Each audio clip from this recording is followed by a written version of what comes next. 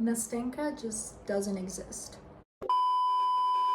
Hi guys, I'm Katie, and I am a professional daydreamaholic, which is why today I want to talk about Fyodor Dostoevsky's White Nights. I read this book about a year and a half ago-ish, and like always, after reading a book, I really enjoy watching videos online and just like seeing other people's interpretations of the book. However, to my surprise, I couldn't find a single person who, like me, just didn't believe that Nastenka was real. For me, Nastenka was merely a daydream of the dreamer, so the protagonist of the book.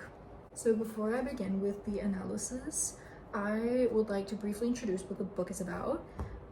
And spoiler alert, I will be revealing everything there is to reveal about the book. So if you haven't read it and you want to read it and you don't want me to spoil it for you, I wouldn't really suggest continuing with this video. The book is set in St. Petersburg and it follows the life of this man who describes himself as being a dreamer. He walks around the city reminiscing, reflecting on loneliness and melancholy, and he explains to us how he daydreams very often and how daydreaming for him is a very consuming aspect of his life. In the course of 3 days, he meets this lady called Nastenka and he falls in love with her. Nastenka, however, is in love with another man, and eventually at the end of the book she will leave the dreamer for this man.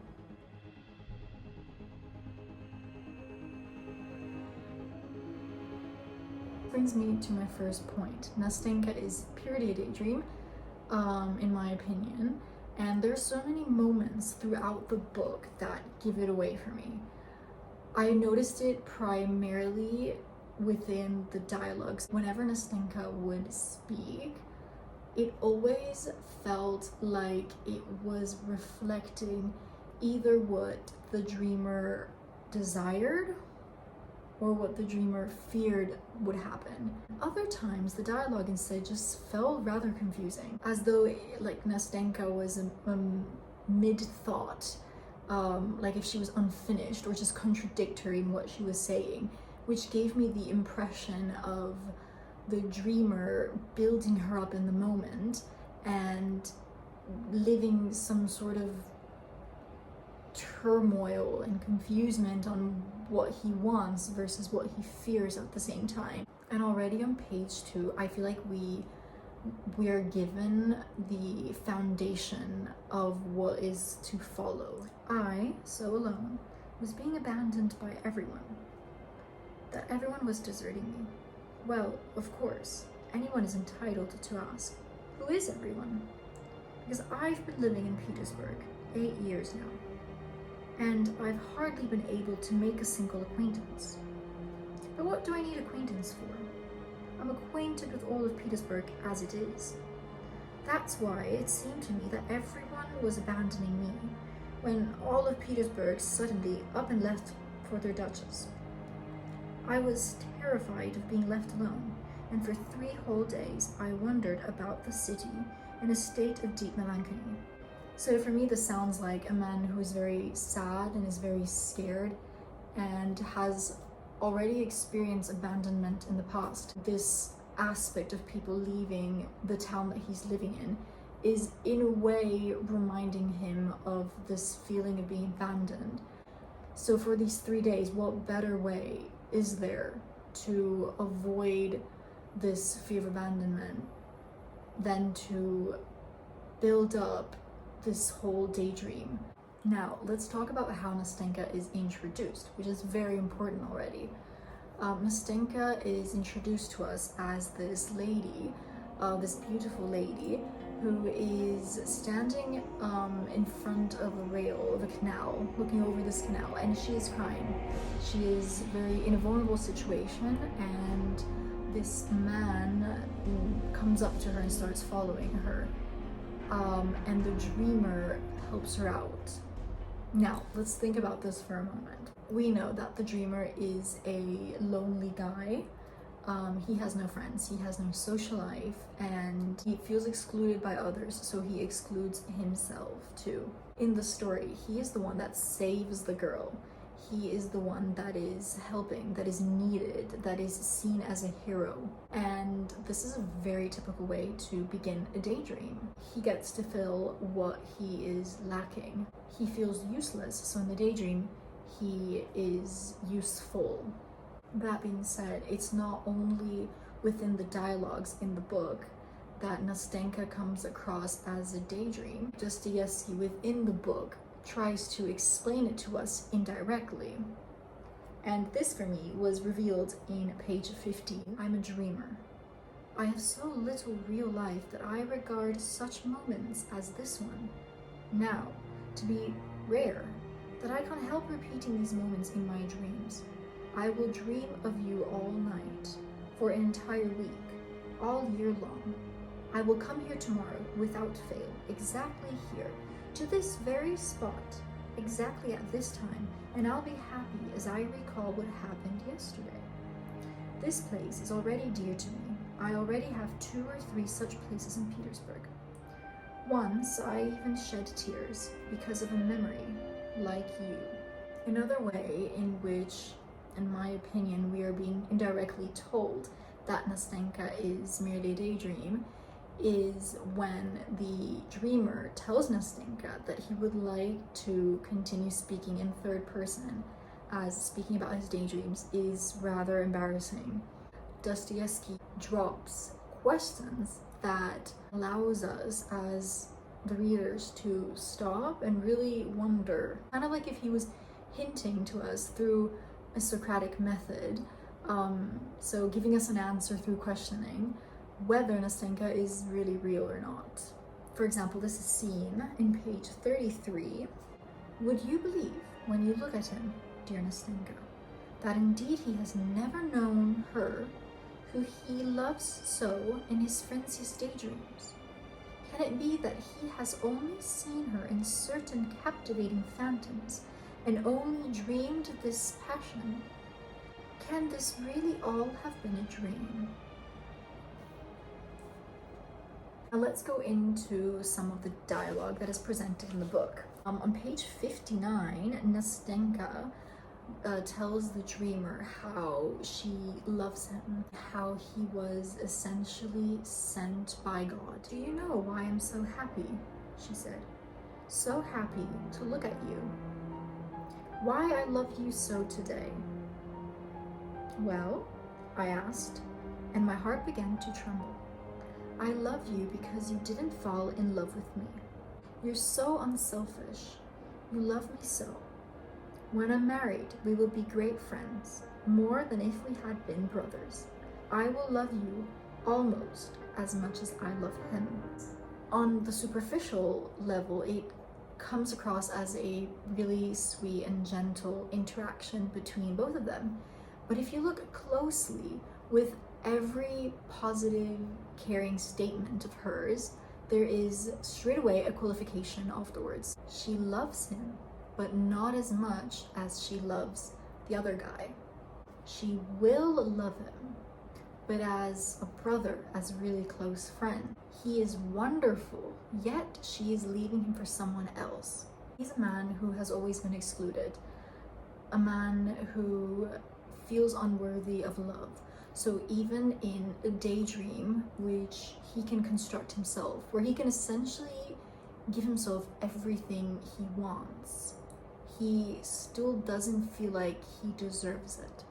He doesn't allow himself to fully be chosen. He wants to be chosen, but he just can't. He gets love, but not quite. He is wanted, but not enough. He matters, but only almost. And within the book, at around page 73, 74, 75, we can see the peak of his anxiety starting to kick in. We are lost in this turmoil, this confusement of, I have you, but I don't deserve you. He gets lost in this turmoil. He's overwhelmed. He's confused. He starts panicking. The most interesting part is Nastenka's answer to this whole turmoil that is going on. The dreamer is clearly confused and is panicking. And what better way to deal with this panic than to have the daydream love him? So this is what Nastenka responds. I love him, but that will pass. It must pass. It cannot but pass. It's already passing. I can sense it. Who knows? Perhaps it would even end today. It won't end today. Because I hate him. Because he had a good laugh at my expense while you were crying here with me. Because you didn't reject me like he did. Because you love me and he didn't love me. Because finally I love you myself. Yes, I love. Yes, I love as you love me. You know, I myself even said so to you. You heard it yourself, because I love that you are better than he is, because you are nobler than he is, because he ... Now, does this just sound like an internal, like someone trying to calm themselves down? Like, I'll get over him today. You don't say that. And for me, this just felt much deeper than I'm gonna get over this guy today. For me, that came across as what I want to get over right now is this sense of anxiety, is the sense of you're picking someone else over me. And I will alleviate this by saying that you will get over him. It just, I don't know, it just felt so much like someone trying to calm themselves. This does not feel like something someone else would say to him. And so yeah, the book ends with this lover of Nastenka that he comes back and she runs to him, and she stops at a certain point, turns around, runs back to the dreamer, hugs him tightly, kisses him on the cheek, and then disappears with this lover for eternity. And the dreamer never sees Nastenka again.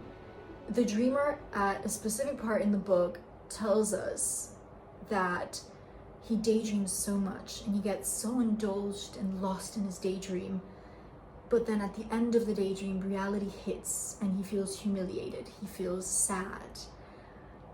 This is what I think is happening. The daydream has come to an end, and it ends with pain, it ends with sadness, with reality hits. And what is reality? Reality is that I'm a lonely man, and this is why I daydream. So these are all the reasons why I believe Nastenka is a daydream, coming from a professional dreamaholic, like I said. Now, of course, I want to be clear about one thing. This is a subjective interpretation. I am not saying that Dostoevsky wanted Nastenka to be a daydream. I am not claiming that's what Dostoevsky intended, obviously. There are so many unbelievably rich topics within this book. Topics about loneliness, about social alienation, so many different topics that I haven't touched upon today within this book. And I think it is so worthwhile talking about it with friends and people, because so many different readings I'm noticing can come out of it. And the more you talk about it with other people that have read it, the deeper it gets. As for Nastenka, like I said, I do really believe she's a daydream, but we'll never know.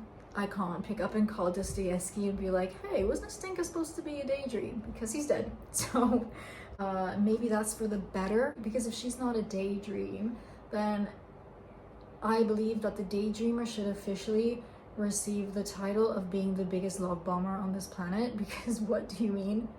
You fell in love with her in a span of 3 days, and you've told her you've always loved her, and you felt like you've lived lives with her. Like, because at this point we're not reading White Knight, but we're reading Love Bomber meets Love Bomber, which honestly could be a very valid interpretation of the book too. But yeah, so like I said, this was just my interpretation of the book. And when I went back to read the book again, it just kept on making more sense. Like, maybe it was just me reading into it afterwards, but like, it just felt like, of course, this has to be a daydream. And I'm really curious to know if other people saw it this way too, or what other interpretations you guys have had of this book. So yeah, I hope you guys enjoyed. Bye!